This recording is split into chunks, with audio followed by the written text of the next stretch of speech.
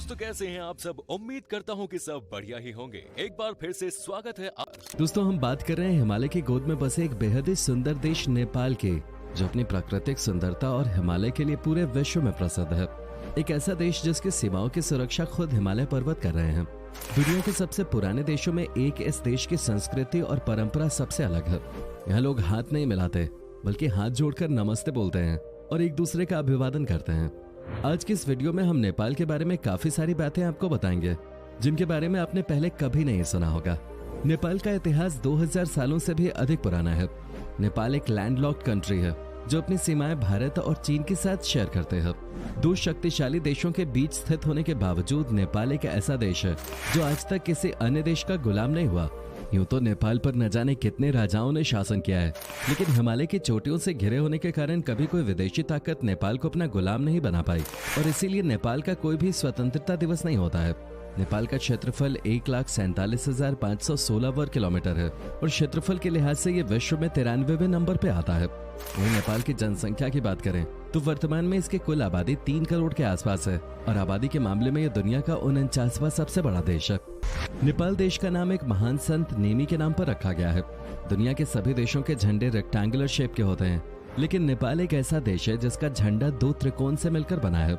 ये 2 त्रिकोण mount Everest को बयां करते हैं और इस पर लगे चांद और तारे यहाँ पर रहने वाले विभिन्न धर्मों की एकता का परिचय देते हैं। नेपाल को कंट्री ऑफ ग्लोरी के नाम से भी जाना जाता है, क्योंकि यहाँ की प्राकृतिक सुंदरता को जो एक बार देख ले, उसका दिल हमेशा के लिए यहीं बस जाता है। दोस्तों, दुनिया में एकमात्र हिंदू राष्ट्र नेपाल को ही कहा जाता है।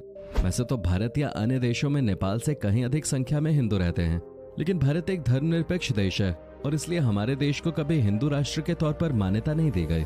लेकिन नेपाल एक हिंदू राष्ट्र हुआ करता था, लेकिन साल 2007 में नेपाल के संविधान में संशोधन कर इसे हिंदू राष्ट्र से बदलकर धर्मनिरपेक्ष देश घोषित कर दिया गया।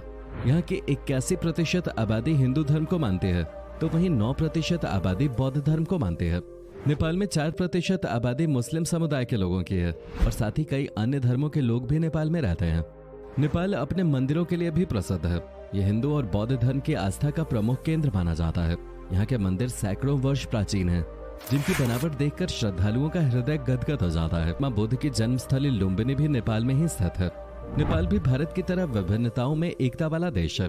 इस छोटे से देश में 123 भाषाएं बोली जाती हैं। बहुत कम लोग ये बात जानते हैं कि नेपाल का पूरा नाम federal democratic Republic of Nepal है। पर्यटन नेपाल की अर्थव्यवस्था का प्रमुख हिस्सा है। यहाँ आपको घूमने के लिए ढेर सारी जगह मिल जाएगी। काठमांडू शहर अपने आप में बड़ा इतिहास समेटे हुए है। इस शहर में 7 यूनेस्को वर्ल्ड हेरिटेज साइट शामिल है। अगर आप कुछ दिन शांति के साथ व्यतीत करना चाहते हैं तो पोखरे की झीलों का रुख कर सकते हैं। ये जगह 900 मीटर की ऊंचाई पर स्थित है, जहां से आपको खूबसूरत नेपाल और हिमालय की वादियों के दर्शन होंगे। पशुपतिनाथ मंदिर के बारे में तो आप सभी ने सुना ही होगा। इसे नेपाल की शान माना जाता है। इस मंदिर के दर्शन के लिए हर साल लाखों की संख्या में सैलानी आते हैं। ये भगवान शिव के 8 प्रमुख धामों में से एक माना गया है। इस मंदिर के चारों ओर चांदी के दरवाजे लगे हुए हैं। सावन के महीने में पशुपतिनाथ मंदिर का अद्भुत नजारा किसी का भी दिल जीतने के लिए काफी है। इनके अलावा नेपाल में एक स्तूप भी बना हुआ है, जिसे बुद्ध की आंखें भी कहा जाता है। ये जगह भी बौद्ध श्रद्धालुओं के बीच काफी प्रसिद्ध है। दोस्तों, फिलहाल पूरी दुनिया में 2022 चल रहा है, लेकिन नेपाल में फिलहाल 2079 चल रहा है। ऐसा इसलिए क्योंकि दुनिया के सभी देशों में ईसा पूर्व कैलेंडर फॉलो किया जाता है, लेकिन नेपाल में विक्रम संवत कैलेंडर इस्तेमाल होता है। इसी वजह से नेपाल में नए वर्ष का जश्न 1 जनवरी को नहीं, बल्कि अप्रैल के मध्य में मनाया जाता है। नेपाल का टाइम जोन भी अलग है। यहाँ माउंट एवरेस्ट के आधार पर टाइम चलता है और दुनिया के मानक टाइम जोन से नेपाल का टाइम 45 मिनट पीछे है। नेपाल में आज भी लव मैरिज का चलन बहुत ज्यादा नहीं है और 90% से अधिक शादियां माता पिता की मर्जी से अरेंज ही होती हैं। कई गांवों में आज भी शादी से पहले महिला और पुरुष की मुलाकात नहीं कराई जाती। इस बात से साफ जाहिर है कि नेपाल के लोग अपनी संस्कृति और परंपरा को लेकर कितने पक्के हैं। नेपाल में लिटरेसी रेट 68% के आसपास है। इसे बढ़ाने के लिए नेपाल प्रयास कर रहा है, लेकिन कई दुर्गम गांवों में आज भी प्राथमिक विद्यालय तक नहीं है। वहाँ से स्कूलों तक आने के लिए लोगों को कई किलोमीटर पैदल ही सफर करना पड़ता है। यहाँ कई गांव ऐसे हैं जहाँ से सड़क तक आने के लिए लोग 3-3 घंटे पैदल ही चलते हैं। दोस्तों, दुनिया के अधिकांश देशों में रविवार के दिन छुट्टी होती है, लेकिन नेपाल इस मामले में भी अलग है।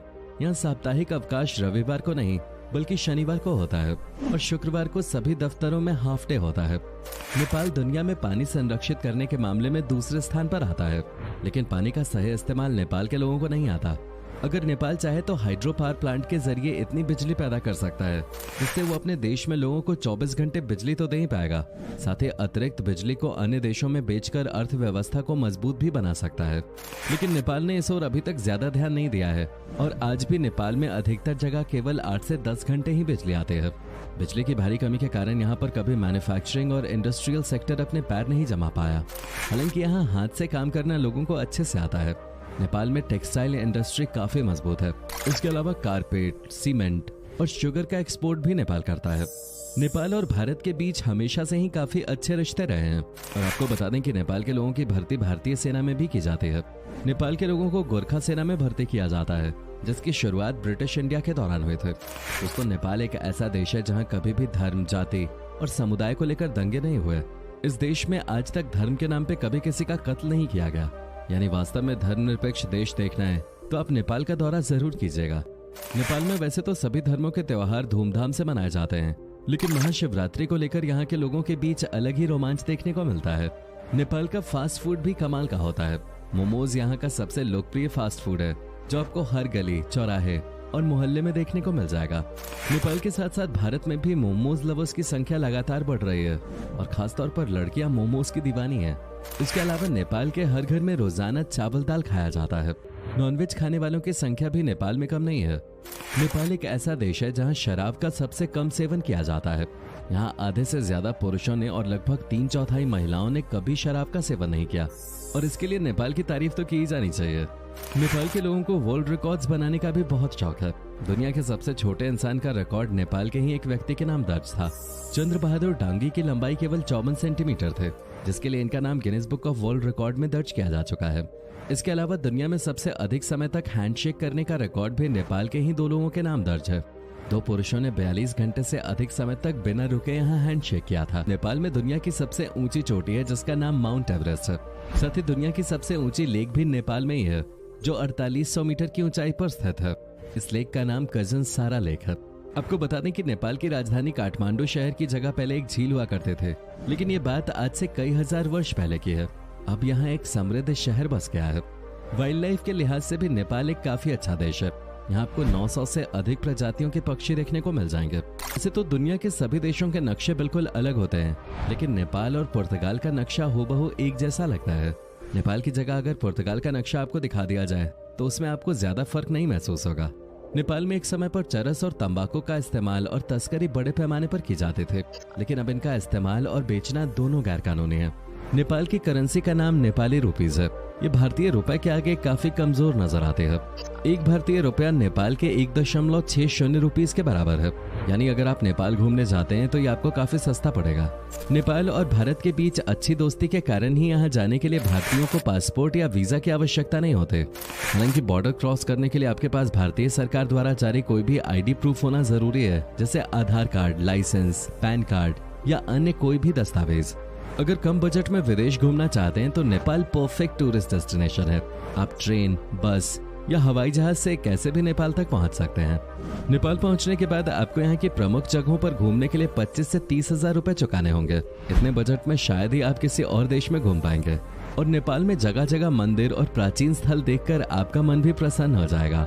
दोस्तों, आज के इस वीडियो में हमने आपको मुफ्त में नेपाल की यात्रा कराई है। क्या कभी आपने विजिट की है इस देश की, और अगर की है तो आपका एक्सपीरियंस कैसा रहा ये भी हमारे साथ शेयर कीजिए। उम्मीद करता हूँ कि आपको हमारा ये एपिसोड पसंद आया होगा। वीडियो को लाइक कीजिएगा और अपने दोस्तों और रिश्तेदारों के साथ इसे शेयर करना ना भूलें। हमारे चैनल को भी सब्सक्राइब जरूर कर दें। वीडियो को अंत तक देखने के लिए सभी का शुक्रिया। फिर मुलाकात होगी।